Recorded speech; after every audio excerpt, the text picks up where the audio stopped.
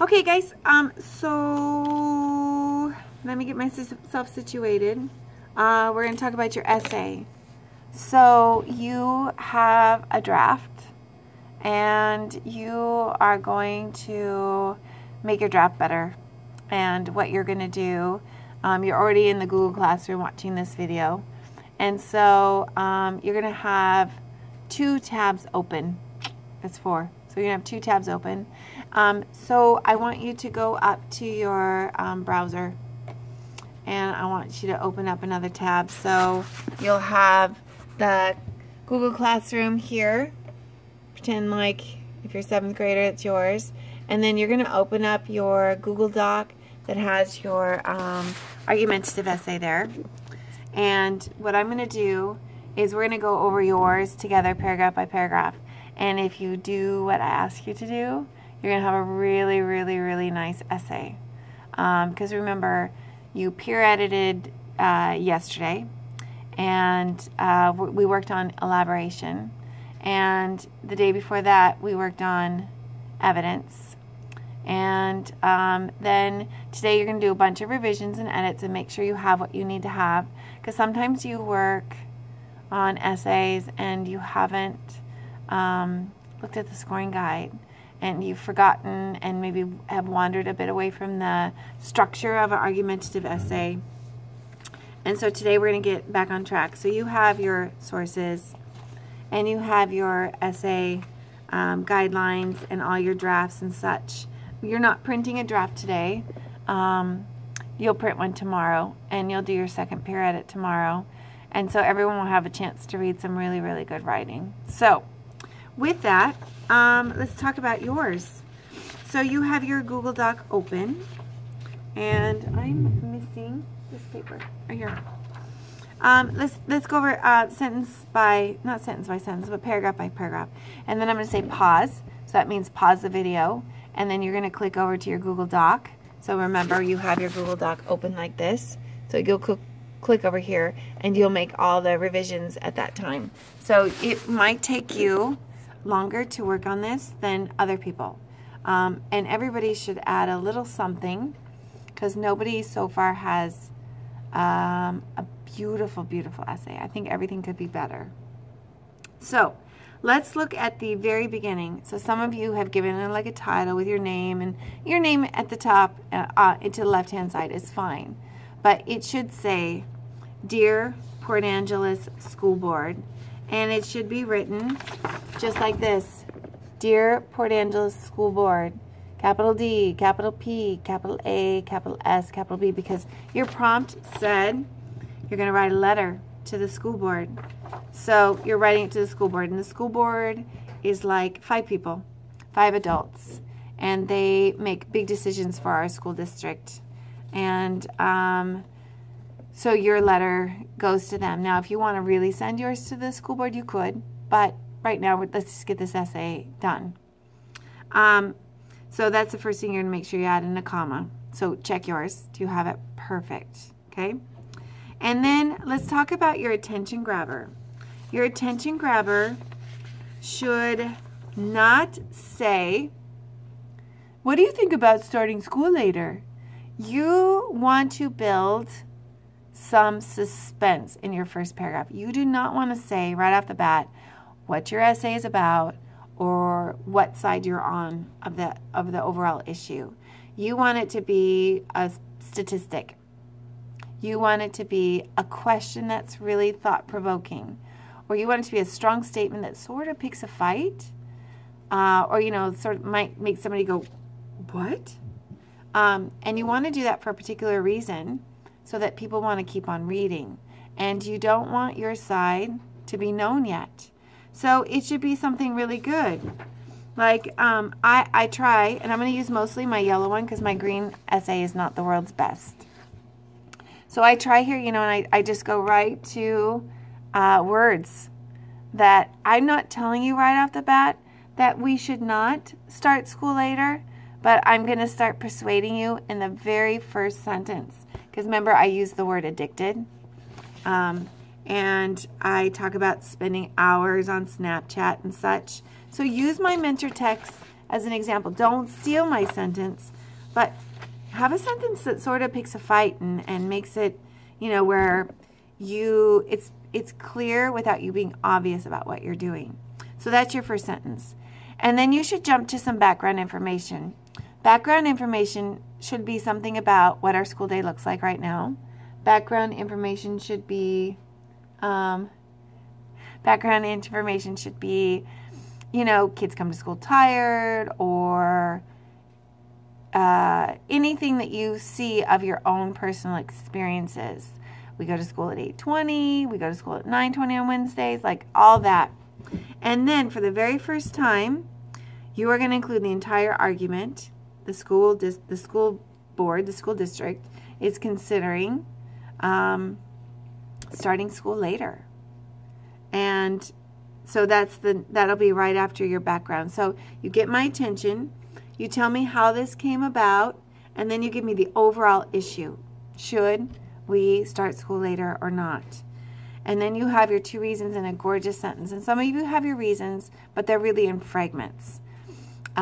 Expensive, or exhausted. So make sure they're in nice sentences. And then your thesis should be a pattern 3 thesis. So pattern 3, I almost fell down. Looks like this. Remember, it's in your notes. It's number 13. I'm almost there. It's number 13. It starts with a starter, one of these starters right here. You know how to do that. And then in your independent clause part will be vote no, vote yes to have school start earlier or later. I keep mixing them up. So that's your first paragraph. And then you're going to make sure that you don't repeat words. So right now I want you to take a minute and look at your first paragraph and make sure you have those items in there. So hit pause and then look at first paragraph and make some revisions and then come right back.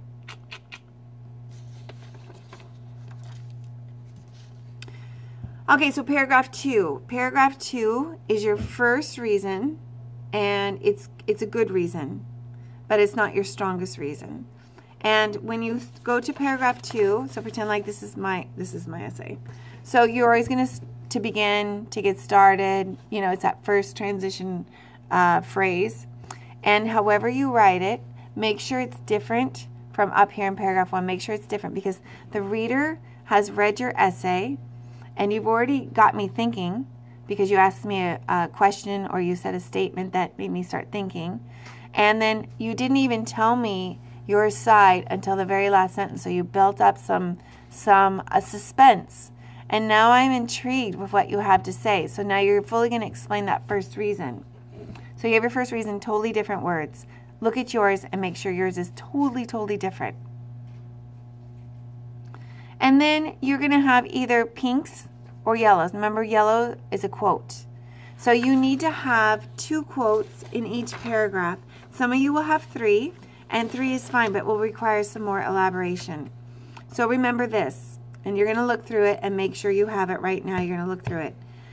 You have to use all 4 sources, right? And the first time you introduce a source, you have to tell me everything you know about that source except for the URL.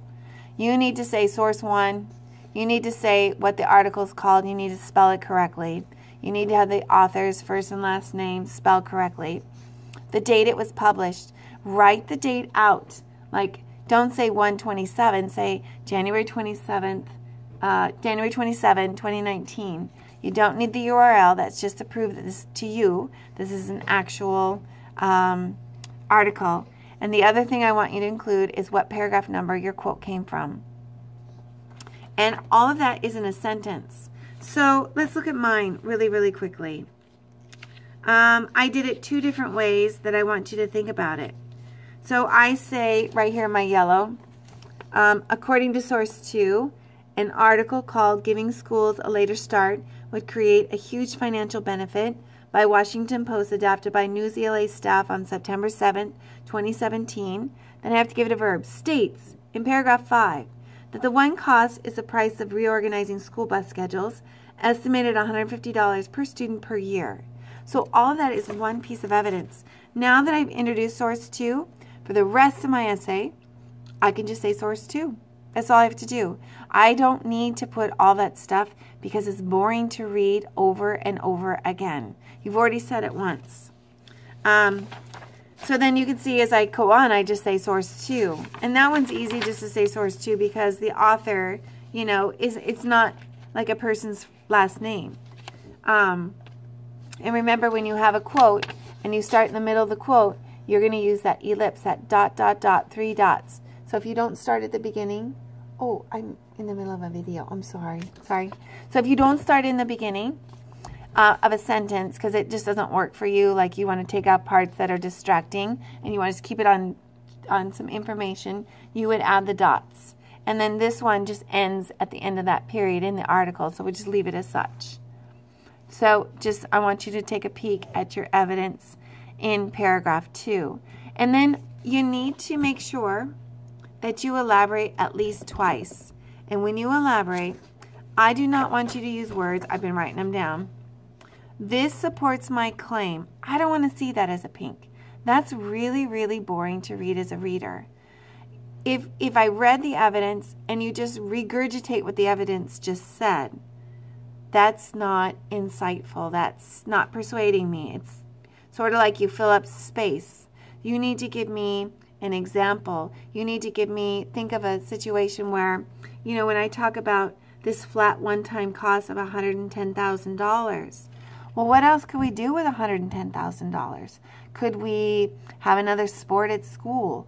Could we add on to our gym if we added it up? I don't think so, but you know, think about that. Could we do something cool with that money that comes up to your mind? Could we buy better books for our school library? Could we do field trips? Like what could we do with that? So think about that. So I want you to take a couple minutes and I want you to look at your second paragraph. I want you to look at your transition, make it good. I want you to look at your reason, detail, fact number 1. I want you to make sure it's different. I want you to look at your 2 pieces of evidence, make sure they're in sentences. And I want you to have at least 4 pieces of elaboration. And I want it to flow from one thought into the next. So take a couple minutes, hit pause. Okay, next, paragraph 3. So as I talk, if there's something I bring up that you want to check on your essay, pause. I just am making the big pause so that you can, you know, take the time to make it really, really good. And you can always go back. If I'm going too fast, you can always go back and get the information.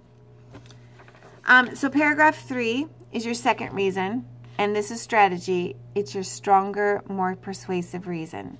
So in my yellow essay, why we shouldn't start school early, my reason 1 is expensive.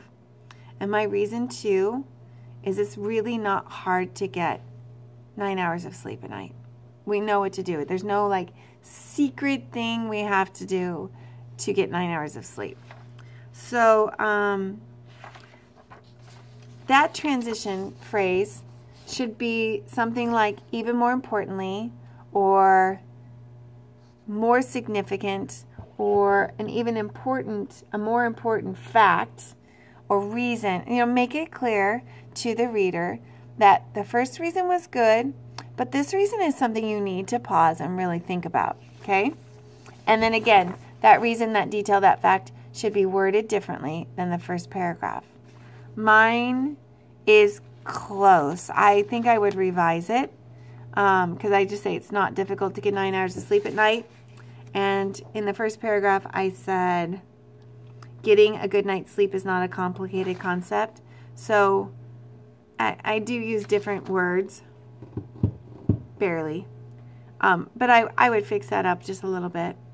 And then I want you to look at paragraph 3, and I want you to look at your sources. So remember, you have to have all 4 sources. So locate where you use source 1. Did you use everything you know about it?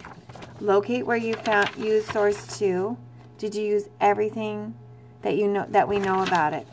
Source 3. Locate where you used it in your essay. And if you don't have it, you need to add it today, because you'll forget tomorrow. So source 3, that has the author of Dr. Ronald Chevron. And source 4 is causing most people the issues.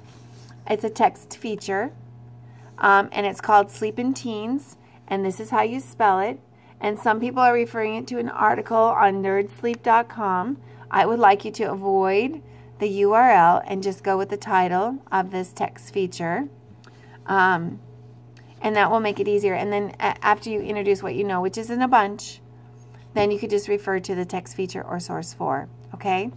So in paragraph 3, you need to use a lot of elaboration so that I 100% agree with your idea. Because remember, this is your better reason. So paragraph 3 is going to be longer. You need to make sure that if I were to read that paragraph right this minute, I would think you are absolutely right, without a doubt. So again, none of your pinks, yellow is evidence, quotes. None of your pinks can be, this supports my claim, this shows, because it's boring. Don't reiterate what the evidence says. Give me more information, or think of an example, or tell me your story. You all have experiences here at school, and you can talk about quite a bit, actually. So use those anecdotes, those scenarios where things could be different, okay? Pause and fix paragraph 3. Beef it up. Make it good. Make the sentences flow together. Go. Now, paragraph 4 is going to be what people on the other side would say. So you cannot say next and you cannot say finally, because that's a wrong transition.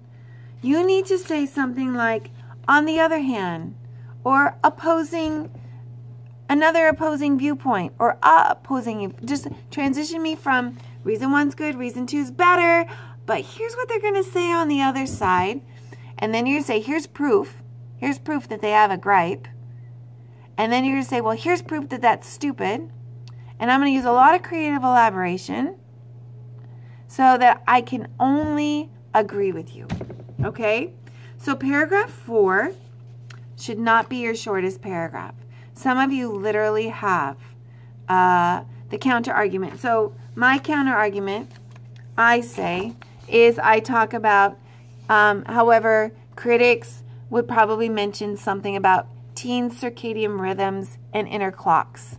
So basically what I'm saying is that critics would say teenagers can't fall asleep at night because you have a clock in you that doesn't want to go to sleep at nighttime, and it doesn't want to wake up in the morning.